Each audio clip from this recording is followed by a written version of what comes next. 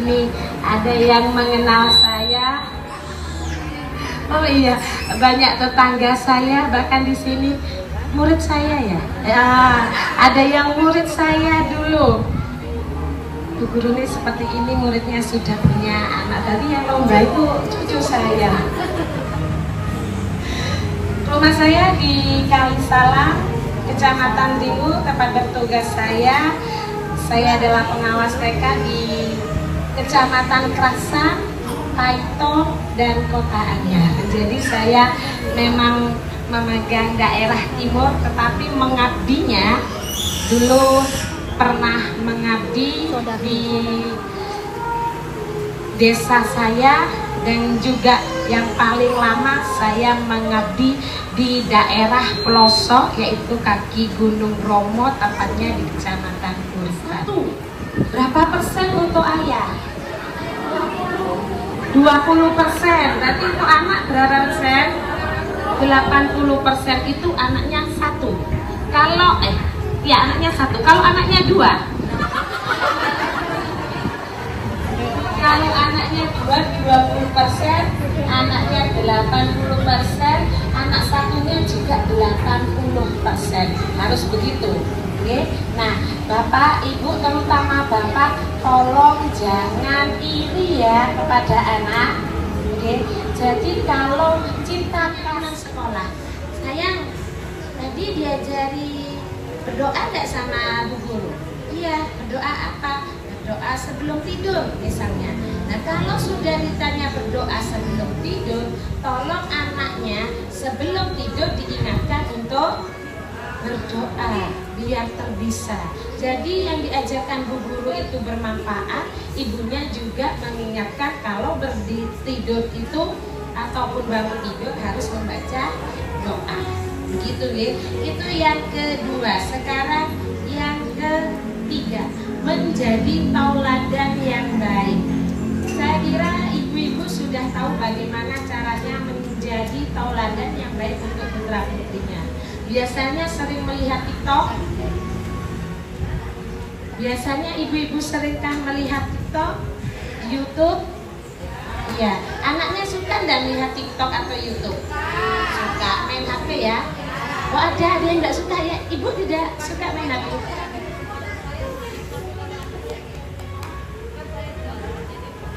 Oh, tidak boleh. Apakah ibu membuat jadwal? Apakah memang anaknya tidak punya HP? Oh, berarti anaknya tidak dibelikan HP. Pernahkah anak meminta, "Ma, aku pinjam HP-nya"? Sering. Diberikan nggak sama ibu?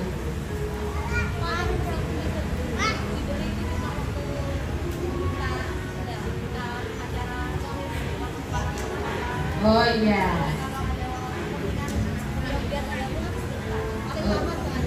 Ya, terima kasih, itu adalah contoh teladan yang baik.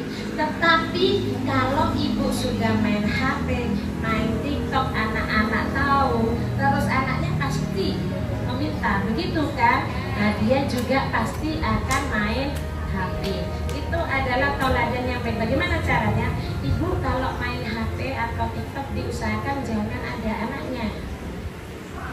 Tapi saat anak sekolah itu tidak apa-apa. Kalaupun ibu main TikTok atau HP hanya untuk mencari, saya anggap ilmu ya, nah, atau mengisi waktu tenggang ya. Nah, apakah ibu main HP itu hanya untuk main-main? Tidak kan ya? Walaupun ibu sering melihat itu film itu, jangan salahkan aku selingkuh.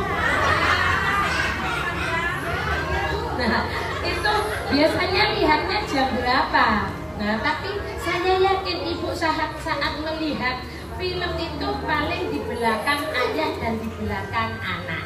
Ya, nah itu sudah tidak usah diajarkan lagi. Ayahnya juga tahu kalau ibu melihat film itu ayahnya pasti minggir. Ya, soalnya apa? Takut. Nanti ibunya pas yang salah itu Dimas, tapi balas dendamnya ke suaminya. Bahaya itu. Ya, nah itu. Terus ada lagi, misalnya kalau pulang sekolah, anak-anak yang kecil ya, yang SD juga biasanya. Anak-anak biasanya menaruh sepatu di mana? Di rak sepatu. Siapa yang mengajarkan itu? Ibu. Tapi kalau ibu pulang dari mana hanya meletakkan sepatu pas di tengah pintu, pasti anaknya juga meniru. Makanya ibu atau ayah harus menjadi tauladan yang baik bagi anak. Karena kalau anaknya sudah agak besar, baru saya percaya ibu itu lebih ngomel daripada saya juga seperti itu. Nah, jadi saya tuh begini, anak saya kelas 4, dia benar ditaruh di sepatu, maksudnya di tempat sepatu walaupun posisinya satu begini, yang penting dia tidak menaruh di tempat sembarangan. Soalnya dulu pernah ditaruh di tempat sembarangan, saya bilang paginya, kemarin ditaruh di mana, coba diingat, gitu saya. Nah sekarang Bu sama dengan ibu, benar ditaruh di tempat baju tapi ditumpuk pluk gitu, tidak dilempitkan. Terus saya gini, namanya kan asa-asa tuh kan, ini loh mama malu sama bu guru, dikira aja bajunya tidak disetrika, padahal asa naruhnya sembarangan. Bu aku kesusu malu, iya mama juga gitu, apalagi mama kerja, gitu saya. Kalau nggak dibereskan itu enggak, nah besok kalau kamu pakai itu bagaimana? Ternyata dia bisa melihat perbedaan. Oh kalau baju hanya digantung, sengaja ditumpuk itu lebih baik digantung. Jadi memang yang namanya tauladan, sekiranya ibu ya, namanya ibu sudah kayaknya ditakdirkan tidak capek-capek untuk cerepek ya, selalu mengingatkan. Ibu mengingatkan itu tidak ada salahnya, selalu mengingatkan. Jadi walaupun ibu bilang, oh pancet sih hari ini, besok sama, oh pancet sih hari ini gitu, ya. Jadi jangan kapok-kapoknya untuk memberitahu atau menasehati anak. Itu anak yang katanya ibu sudah tidak nurut, anak yang nurut aja kayak gitu ada, iya enggak Bu? Iya.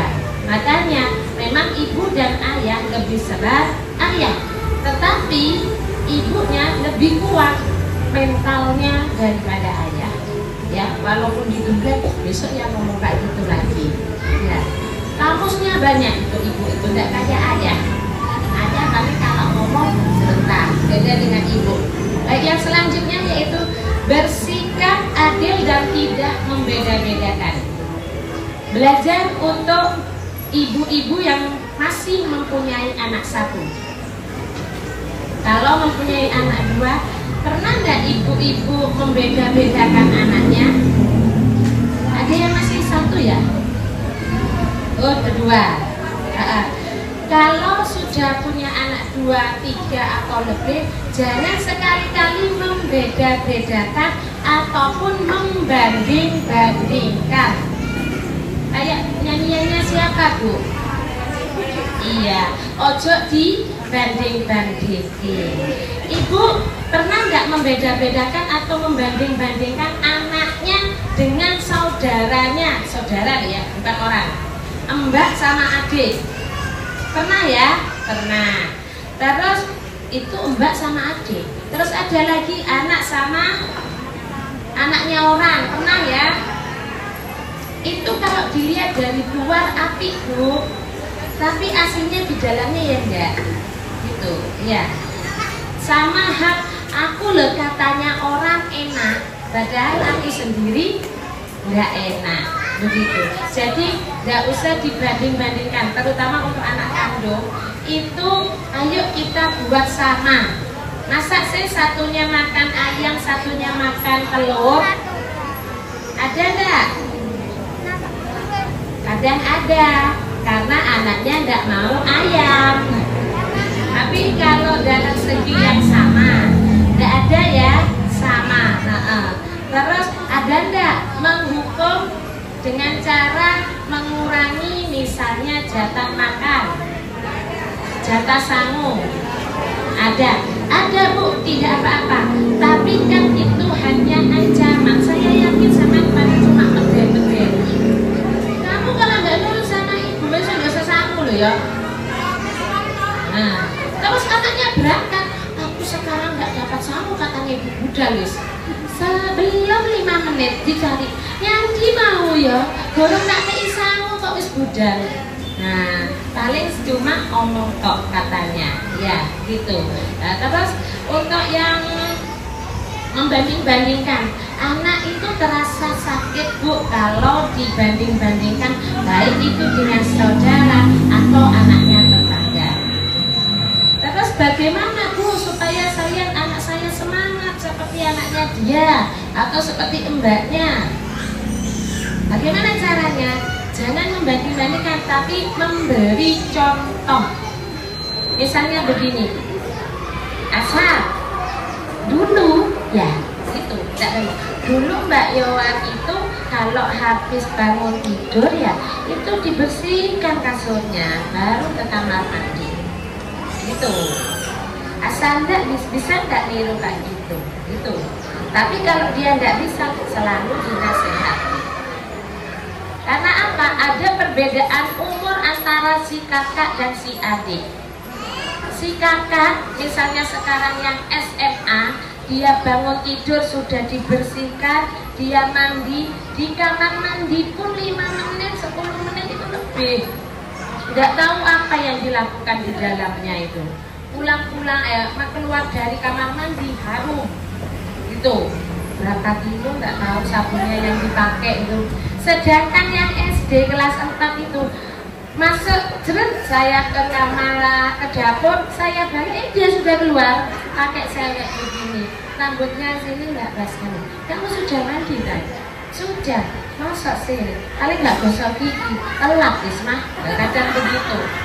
Nah itu, nah makanya memberi contoh. Saya coba itu kayak nggak pingin tah itu mbaknya di sana harumnya loh di sini. Gitu, ya diberi contoh, jangan dibandingkan.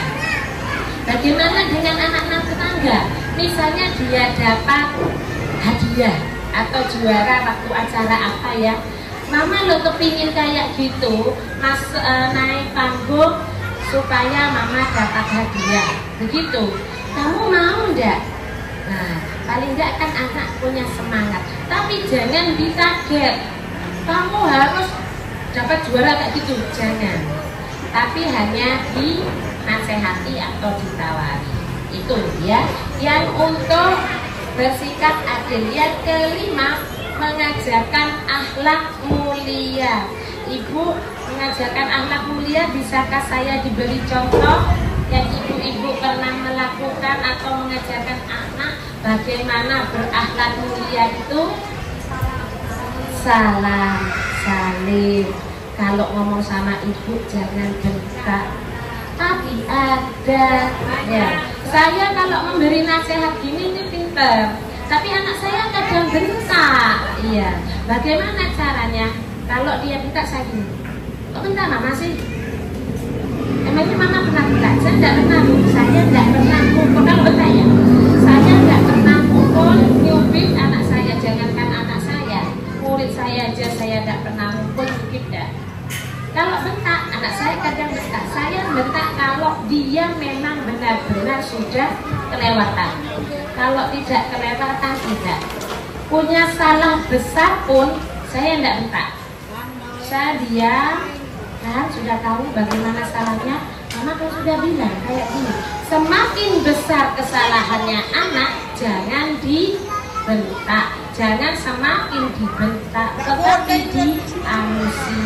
Diamusi itu bukan membuat begini, oh mamaku tidak marah, hai aku boleh kayak gitu, tidak, tetapi dengan cara halus itu ibu akan membuat anak itu lebih sadar dan lebih malu untuk melakukan hal tersebut lagi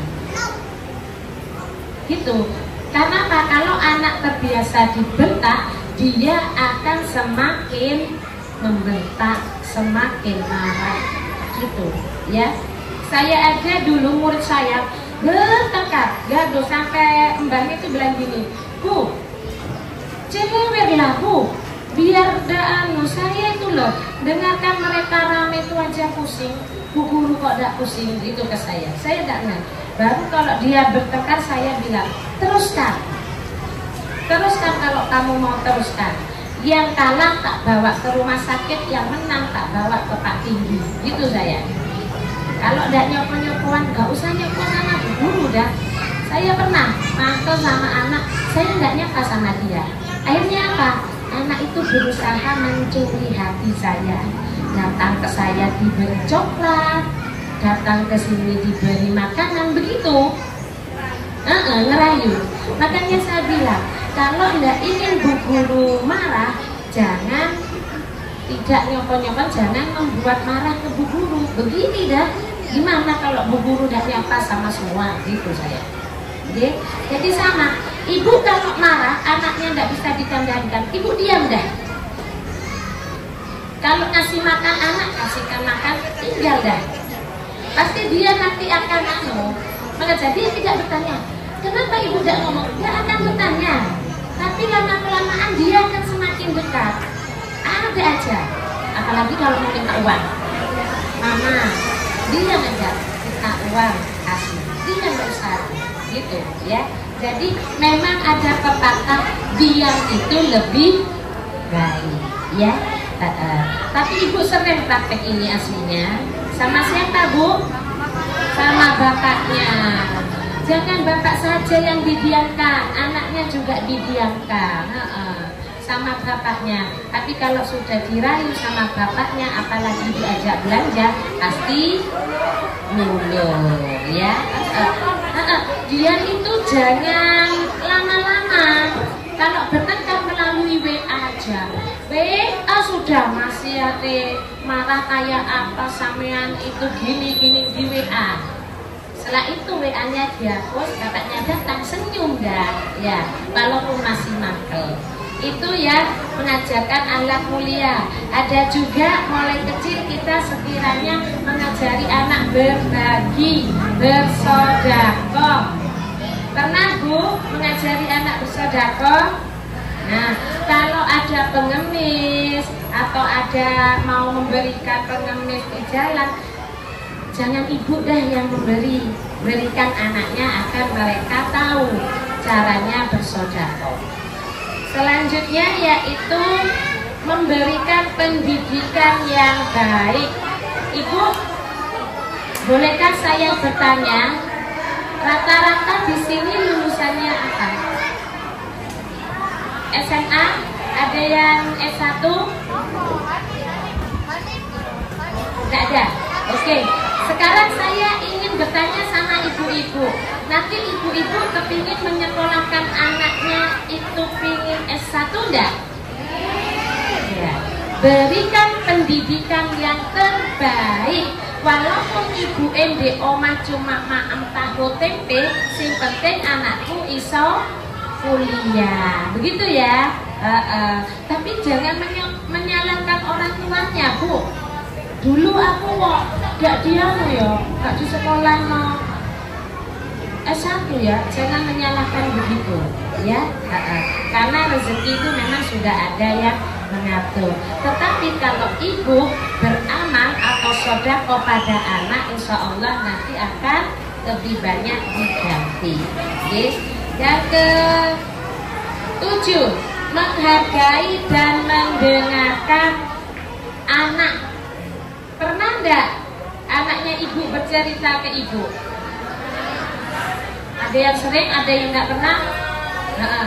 Yang enggak pernah ini apa? Enggak pernah mendengarkan anak cerita atau bagaimana?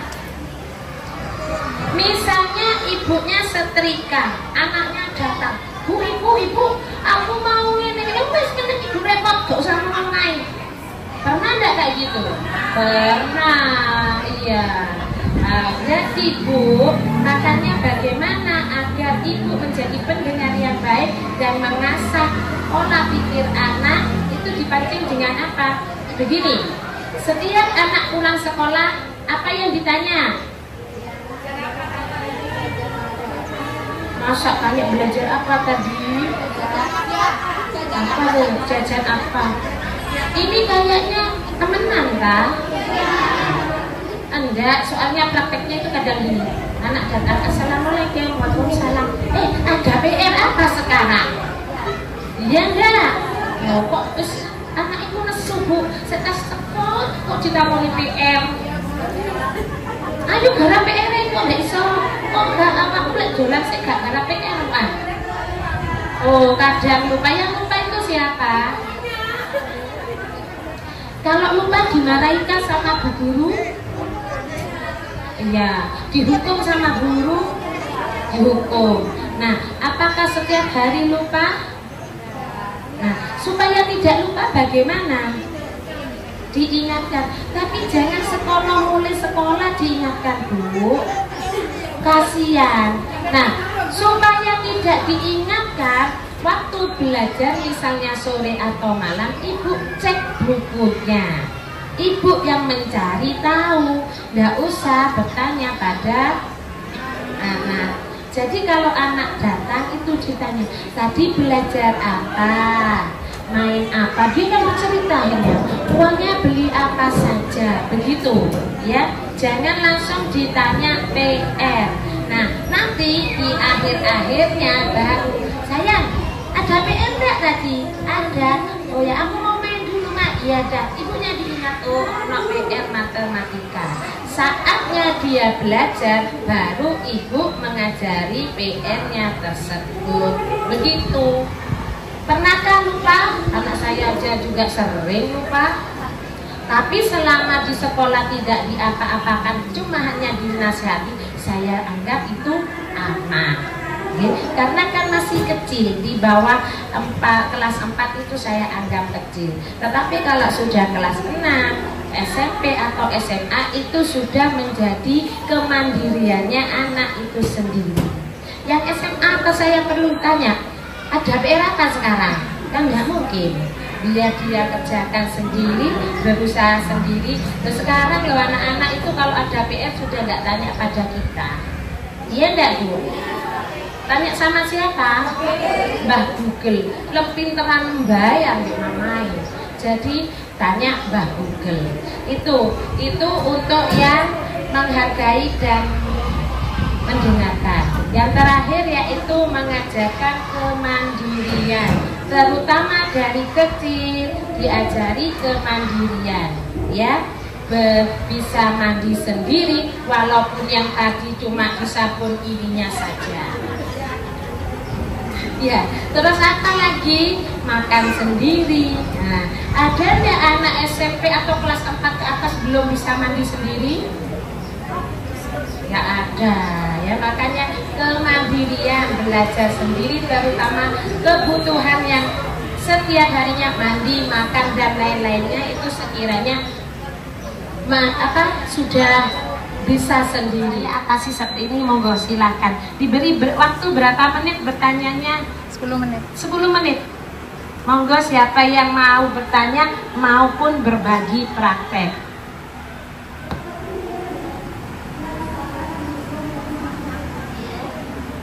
Iya, silahkan. Ini mau tanya Bu Iwin, boleh apa enggak menerapkan mendahulukan ayah? Misalnya kalau saya punya kue, ada es, oh tunggu papanya belum datang, mau nggak papanya makan sisa kamu, gitu. Boleh apa enggak? Terima kasih Ibu. Makanya untuk menjaga keharmonisan keluarga, walaupun itu hanya makan telur sama tempe, kalau bisa maka kita selalu bersama. Oke. Nah, terus untuk mendahulukan ayah itu dalam itu kue ya, bukan makanan, tapi ada ayah di situ. Oh, ayahnya belum datang. Nah, misalnya mau makan atau makanan, anak itu sudah kepingin misalnya donat. Kebetulan si ayah sukanya donat. Nah, sebentar Nak, tunggu ayah dulu. Saya yakin sebenarnya itu benar, kita mendahulukan orang tua. Tetapi saya yakin ayahnya mendahulukan anak daripada orang tua. Sekarang saya tanya ayah, bagaimana ayah? Kalau misalnya anaknya disuruh memilih menunggu ayah, ayah mau nggak seperti itu? Nah, nggak mau. Jadi saya kira kalau mendahulukan anak tidak apa-apa, pasti ayahnya mengerti. Kecuali kalau mendahulukan orang lain. Orang lain pun itu harus ada kriterianya. Kalau orang lain itu adalah orang tua kita, mungkin ayah masih terima. Tapi kalau orang lain itu adalah orang yang lain daripada yang lain, pasti ayah tidak akan menerima. Jadi begini, takutnya ayahnya nesu ya. Donatku kok dipanen dhisik makan saja nih aku dhisik milih. Nah, ayahnya pasti tidak akan seperti itu. Paling begini. Soalnya ini di rumah saya mesti ayahnya ayah yang bagian kebersihan. Misalnya ada kue, ayo kamu pilih apa, terus nama. Terus ayahnya kalau ditawari ya mau ya apa, sing gak dipilih bis, pilih dhisik. Pasti seperti itu ayah. Bener ya ayah? Iya. Sama. Misalnya makan yang ini udah habis, ini udah habis, ini udah habis. Yang bagian kebersihan siapa? Ayah. Makanya kalau ayahnya gendut itu berarti cinta sama keluarga. Kalau ayahnya kurus, cacingan kalaunya Bu. Kalau ayahnya kurus itu berarti cacingan, katanya seperti itu ya. Cacingan pun itu ada penyebabnya.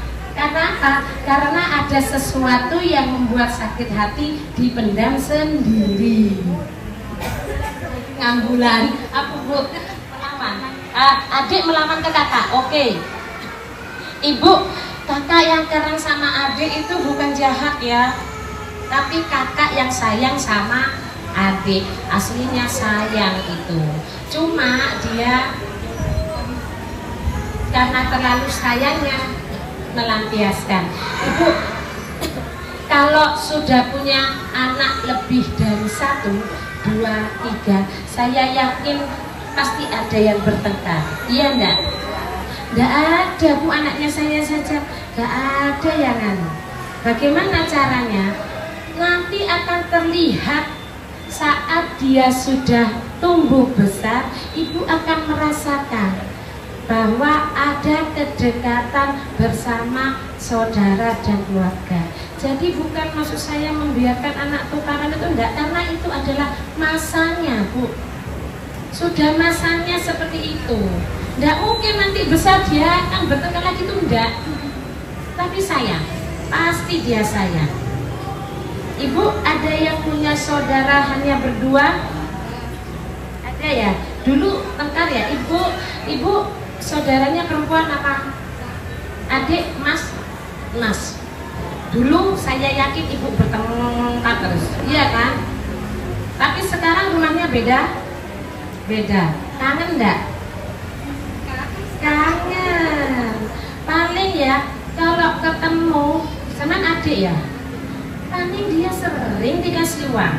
Iya enggak? Iya. Kalau sekarang udah. Tapi paling ya kalaupun ketemu, mohon maaf, kalaupun tidak ada yang mau diberi misalnya, tapi di dalam hati kakak itu aslinya kepingin Bu, kepingin ngasih. Apa ya, kalau ketemu kakak waktu sudah besar itu pasti sakjane itu mau ngasih, dan tidak ada yang mau main itu, enggak ada, saudara siapa itu enggak ada.